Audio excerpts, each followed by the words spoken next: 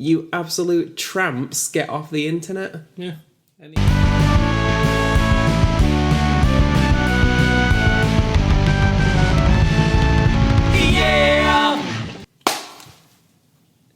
Welcome.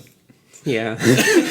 Welcome back to our channel. And anybody new that's here since we last uploaded? I don't know if there is. But Seems unlikely. seems unlikely. We seem to have settled at a nice healthy 30 subscribers. Yeah, we don't want any more. Then we'll become too mainstream, which isn't what we're here for. Yeah. The idea of the whole show is just, as a general, going into music blind. Is it actually good or is it bad? Yeah. And coming to a conclusion through listening to albums week by week.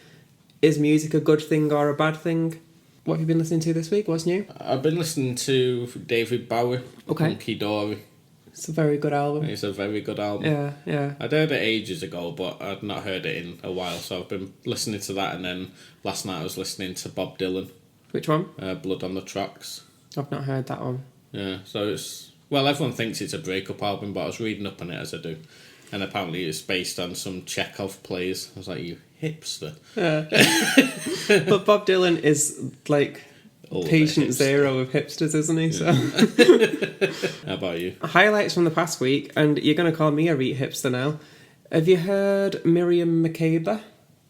No. It's, again, like as usual, these are albums that have come from the 1001 albums you must hear before you die. Never even heard of them. She's I think the most famous song, because I was listening to it and I sent my partner a message saying this is the kind of music that you would like, and she went, oh, is she the one with the clicking song? And there is a song on this album called The Clicking Song. She sings in, I'm not sure what language this album is, or if it's even in several. There's the odd bits of English, but it's mostly one of the African languages. Right. I think it's Xhosa, because there is a lot of clicking in it. But when I've looked online, she speaks Xhosa, Sotho, and Zulu. She's from Johannesburg. Oh, South Africa. Is that South Africa? Yeah. I couldn't remember which country it was in. But yeah, South Africa then. What music is that then? It was a little bit jazz, a little bit samba. Is samba big in Africa? Maybe they've got like an African version of samba. They probably don't call Maybe. it samba. That's an interesting point actually, is that there's a song on it called, I'm probably going to butcher how it's pronounced, Mbube. Lol. Mbube, and that means lion in Zulu, I think. And that song was a version of The Lion Sleeps Tonight, Right. but in one of those African languages that we said before. And Mbube has become a genre on its own. That vibe of music that is The Lion Sleeps Tonight has become its own genre called Mbube, which is big in Africa. So I think technically that album, the genre of it is Mbube. Possibly the best name genre in the world. Mbube. Yeah. I wonder if they've got a essential Mabubi playlist on Apple. Maybe. I don't know how big Mbube is. So coming to this week's album that we're discussing, there's a new album out by Sam Ryder. Yep. Who was almost the winner of Eurovision this year, which I really like. I know you don't. You don't keep up Eurovision. He did win an award from Eurovision though. Did he? Yeah, it was the... What was it called? Like the children's song amongst the press critics, because obviously they don't vote for it, but it was the one that the press said should have won. He's got a French name. I think he was winning on Eurovision from the jury vote. I might be wrong with this. I might have misremembered, but I'm sure he was coming first from the jury vote. But then they take in the fan votes as well. Oh, and maybe it's the jury vote then. He won that. There's an award for it. Once they then bring in the public vote as well, that's when Ukraine won by a Well, lot. England are never going to win that, are they? So. Well, I've always thought that, but then he still scored a lot from the public vote, just not enough to beat Ukraine. So based on that, maybe they could win. And when you look back as well, I always thought they've come last for the last 20 years or something. Only 8 or so years ago, they came fourth. Really? Yeah. Who was that? Can't remember. But it's definitely happened. When I've looked back, and they've come fairly close a lot of times, but I always just assume, well, they're never going to win, but maybe. We just need a war. Yeah. To be fair, that Ukrainian song was very, very good. I liked it. Have you heard it? Yeah, it's crap. Okay. Thoughts on preconceptions, as we usually say? Like, what were your thoughts on... Did you know anything about him other than the guy from Eurovision? I'd heard that song a lot because it got a lot of radio play. Mm-hmm. I liked... I don't know, it's a weird one because I like the fact that they went in a rockier direction with the Eurovision, because I always think that's the way it should be anyway. But I don't like his voice. Okay. Because it's too high. He sings high without going falsetto. Like, he's not Justin Hawkins high. No. In his vocal range, probably similar to like Freddie Mercury, but obviously a different voice, in that he can sing those high notes without squeaking. Yeah, I don't know, I've just got doubts about Eurovision people anyway. ABBA. Apart from ABBA. ABBA are the exception. Bonnie Tyler. ABBA are the exception. How about you? Oh, like I say, like I'm a fan of Eurovision anyway, so I wasn't familiar with him before Eurovision because he was apparently massive on TikTok. Yeah, I'd read that guy. I read up on him and he said that he got like praise from Elton John and various industry figures. I think it was just, well, obviously as you'd expect, like singing videos that he was doing, and because he has got such a crazy range and very good control over his vocals, then he got big through TikTok and then obviously led to Eurovision. Yeah. Prior to listening to the album, my preconceptions of him were, well, I liked him on Eurovision. It was a good song. Beyond that, I hadn't heard, like, I know a lot of times people release a few songs from the album before the album actually releases. I hadn't heard anything else by him other than Spaceman, which was the Eurovision song. When I looked at the album art, it set my expectations as different to what actually was on the album. Okay. Because he's there clutching a guitar, I thought, oh, this is going to rock. Right. And it didn't. No. I think it's considered pop rock, but I'd say 90% pop, 10% rock. I'd say it's 90% pop, 5% singer-songwriter, 5% rock. Yeah, maybe. Yeah. Because there's a lot of acoustic on there. And I guess just because of the way he looks as well. I knew it wasn't going to be like hard rock, because having heard that Spaceman song, I thought, maybe he'll go along the route of like David Bowie's rock, but he's also got very large pop sensibilities. Yeah, I thought it might go along that route, but yeah, it just wasn't.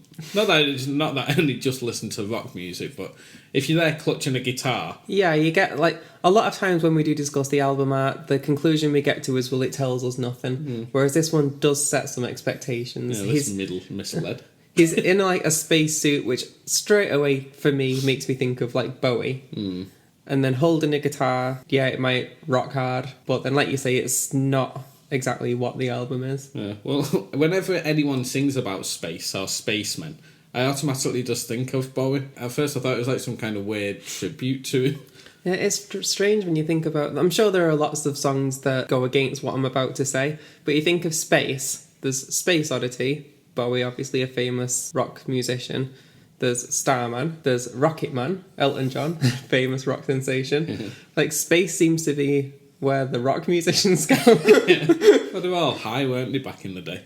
So high they were in space? Yeah. I guess listening to the album with those expectations, have you listened to it a few times? Yeah. The first time, I hated it.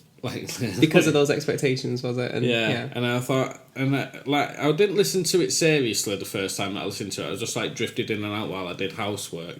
And, like, all I could think was, this is just an Ollie Murs album.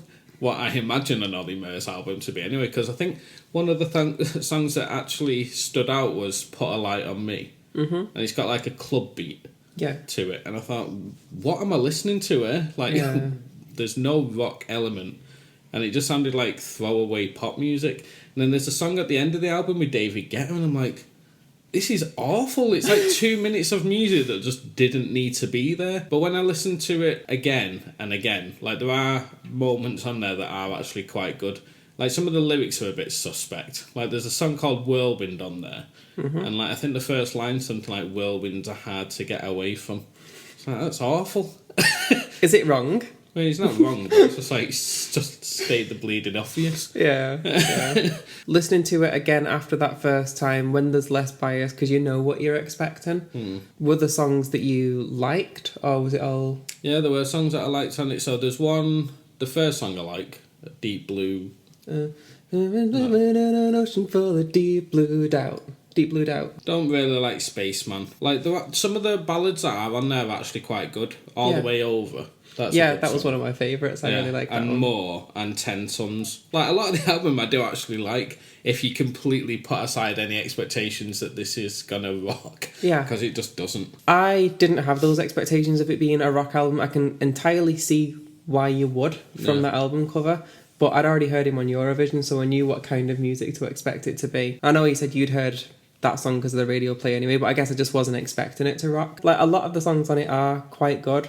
I do agree the lyrics are a bit dodgy at times. Like, some of the singing phrasing just seems a bit strange at times, how, like, one line leads into another strangely. I can't think of examples off the top of my head, but I do remember thinking, that's a bit weird. Overall, I liked a lot of the album. Highlights for me were very similar to what you said. Deep Blue Doubt, All the Way Over You, or All the Way Over. All the Way Over You. Yeah, for me, Spaceman as well, because I did really like that song. I think if he just didn't sing so high, it would be a good song. It's just, it does great on me, and because it builds up to it, I'm just like, it's coming again. Right, yeah. It's strange because maybe this kind of shows some of my biases. Like, when it's diva belting, I really don't tend to like that. If it's stuff like Mariah, if it's Christina Aguilera and stuff, I think it's overdone and it's kind of annoying. Yeah. Maybe because you don't see that so much with male vocals, it's less grating for me. It's something a bit different. But then... It's like Freddie Mercury would have been a diva male. Adam Lambert as well, the guy who took his place in Queen, he does the exact same thing, but it works with Queen music. Yeah.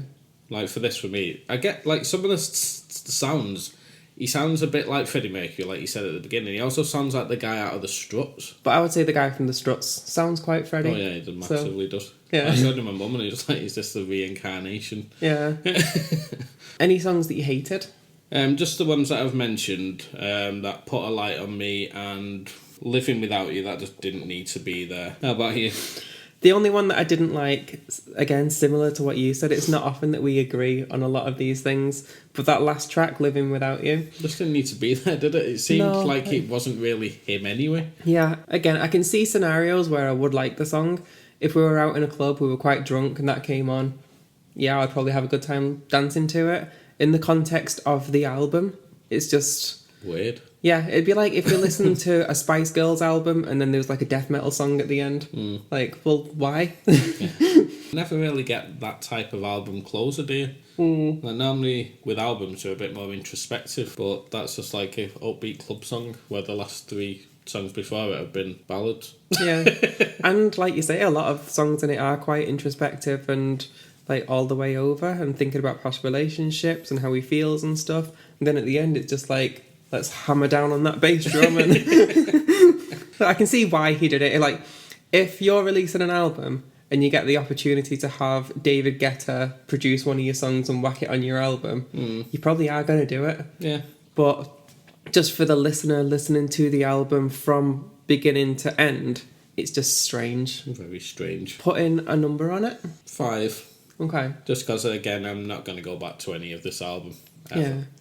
For me, it was probably between a 6 and a 7 because I did enjoy the album. I wouldn't say it's a bad album. Maybe I would go back to some of the songs. I did really like Deep Blue Doubt. I probably will go back to that. Driving here in the car today, like, I didn't need to be listening to this album because I've listened to it a bunch of times, but I'll whack Deep Blue Doubt on because it slaps and I like it. So I put a 6.5 on it. Since we went into decimals a few, yeah. I put a 6.7 on this album. So what's that? 11.5. So 5.75 out of 10 this album gets. Yeah, just about good. Yeah. I mean, it's towards the middle, but if we're binary in it, like we have been for all these weeks so far, and it's just a matter of, is it good, is it bad? Which is kind of the idea of this show, because it's so stupidly... Yeah. Well, obviously, yeah, that will bring us to the conclusion that this week music is good. Probably going to keep on hearing some dings when we watch this back, because my ring keeps going. It's because it's not me. It's quite loud as well. Yeah, apparently. Yeah, music, is it good though? Yes, we would say this week. Tune in next week for SZA, or SZA, or SZA, or SZA. Yeah, whatever her name is. I don't know how to pronounce it. I've only seen it written down. Yeah. It's like one like the wind. Yes. On that note, subscribe, please, if you like what you hear. If you don't, just leave a comment saying, you absolute tramps, get off the internet. Yeah. Any publicity is good publicity. Is that publicity? No, it's just them. Any reactions, good reactions. Bye then. Bye.